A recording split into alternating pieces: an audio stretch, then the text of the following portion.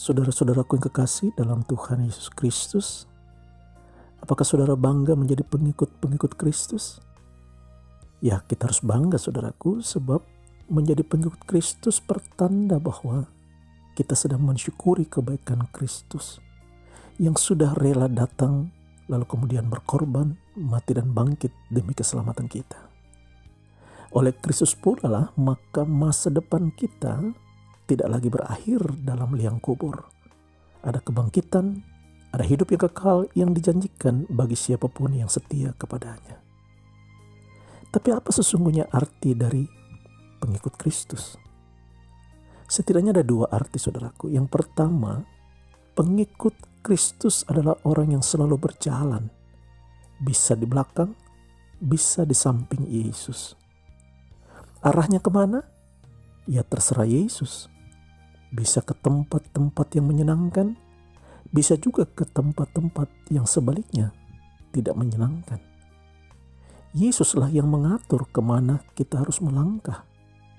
Kecepatannya, bahkan juga apa yang harus kita gunakan dalam melangkah itu.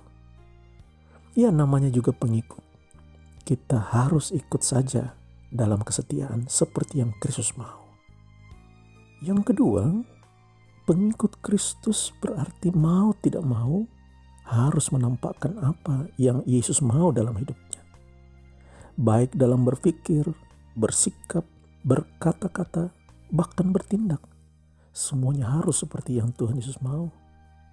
Begitu hidup kita tidak seperti yang Tuhan Yesus mau, maka sebutan pengikut-pengikut Yesus harus ditinjau kembali. Proses meninjau kembali status sebagai pengikut-pengikut Yesus itulah yang sedang Paulus lakukan kepada jemaat di Korintus. Ini terdapat dalam perikop kita saat ini 1 Korintus pasal 11 ayat ke-17 hingga ayatnya yang ke-23. Mengapa demikian saudaraku? Sebab ternyata Paulus kembali menemukan cara hidup jemaat Korintus yang bukan saja menyimpang, tapi juga bertentangan dengan apa yang dikehendaki oleh Tuhan Yesus. Dalam ayat ke-17, Paulus mencium bahwa pertemuan-pertemuan ibadah atau perjamuan-perjamuan yang dilakukan umat di Korintus tidak mendatangkan kebaikan. Mereka berkumpul tetapi tidak ada kebersamaan. Masing-masing berlomba untuk tonjolkan kelebihan dan kekayaan masing-masing. Sedang yang tidak punya kekayaan akan tersingkir. Yang kaya akan bawa makanan dan minumannya sendiri yang bisa saja jor-joran mewahnya dan banyaknya. Lalu mereka makan dan minum milik mereka sendiri. Paulus katakan dalam ayat ke-21, sebab pada perjamuan itu tiap-tiap orang memakan dahulu makanannya sendiri, sehingga yang seorang lapar dan yang lain mabuk. Yang membawa makanan banyak akan kenyang sendiri, lalu mabuk oleh minuman-minuman mereka sendiri. Sebaliknya yang tidak bisa bawa apa-apa, mereka jadi kelaparan. Mereka ada dalam perkumpulan itu, tetapi tidak ada kebersamaan, tidak ada kepedulian. Semua egois dan menutup mata terhadap orang lain. Bagi Paulus, ini tidak terpuji. Sebab akhirnya yang tidak punya apa-apa dipermalukan.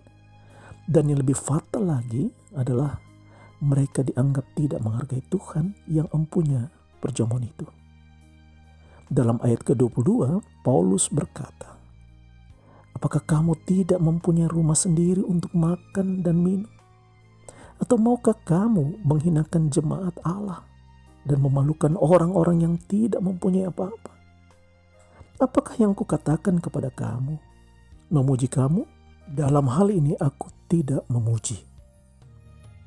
Coba saudara bayangkan kalau dalam sebuah kebersamaan, orang tidak lagi saling peduli satu dengan yang lain.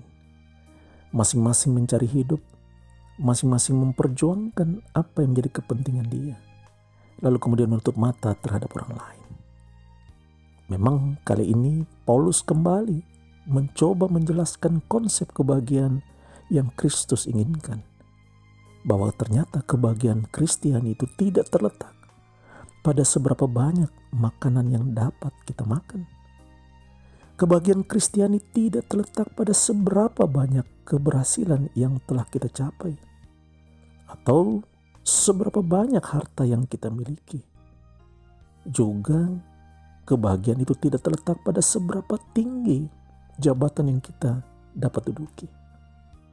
Sebab ternyata kebahagiaan Kristiani terletak pada seberapa jauh kita bisa hadir lalu kemudian menjadi berkat bagi sesama. Apa yang Paulus katakan ini sebenarnya bukanlah sesuatu yang baru. Sebab memang itulah yang Tuhan Yesus lakukan buat kita selama ini. Dia mempedulikan kita. Dia ada bersama dengan kita. Tuhan Yesus sudah menjadi teladan bagi kita ketika ia bersedia berkorban sama seperti roti yang dipecah-pecahkan lalu dibagi-bagikan kepada setiap muridnya dalam perjamuan yang terakhir sebelum peristiwa penyaliban. Kemudian pada saat penyaliban, Yesus sungguh-sungguh melakukan itu dan menjalaninya. Tubuhnya dikorbankan demi keselamatan kita, saudaraku. Yesus peduli kepada mereka yang menderita. Yesus tahu kita tidak mampu menyelesaikan dosa-dosa kita. Yesus tahu bahwa permasalahan yang kita hadapi tidak akan pernah selesai tanpa campur tangan Dia. Dan Yesus menyodorkan diri untuk menolong kita, saudaraku. Yesus mau menjadi bagian dari penderitaan kita. Itu bentuk kepeduliannya yang patut kita syukuri.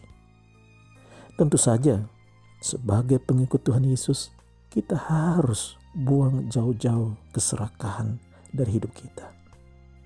Mari mencoba untuk terus mencukupkan diri dengan apa yang ada. Mensyukuri apa yang menjadi bagian dalam hidup kita. Lalu selebihnya, bagikan kepada sesamamu. Dan memang tidak pernah tahu, saudaraku, mengapa Tuhan Yesus mengizinkan kita menikmati berkat-Nya yang berbeda-beda. Ada yang sebagian menikmati dalam kelimpahan. Ada yang secukupnya. Tetapi ada juga yang tetap berkekurangan.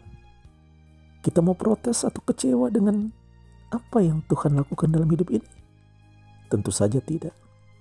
Yang pasti kita harus menggunakan ini sebagai satu kesempatan, saudaraku, untuk menjadi jalan bagi kita saling membangun kebersamaan yang penuh damai sejahtera. Sehingga saling berbagi, saling melengkapi, saling menopang dapat terwujud dimanapun kita hadir dan diutus di tengah-tengah dunia ini sebagai pengikut-pengikut Tuhan Yesus. Marilah, saudaraku, kita terus meningkatkan hidup yang saling mengasihi. Sebagaimana Kristus yang Maha Baik itu telah lebih dahulu mengasihi kita dalam segala hal. Inilah tugas dan panggilan kita yang harus kita wujudkan dalam kehidupan ini. Memang kita semua sedang dalam kesulitan, dalam penderitaan, tetapi mari kita menatap pandangan kita kepada Tuhan Yesus yang sungguh-sungguh baik itu. Dia selalu tahu apa yang terbaik bagi kita. Dan karena itu, saudaraku, hadirkanlah dirimu sebagai berkat bagi siapapun. Tuhan Yesus memberkati saudara. Amin.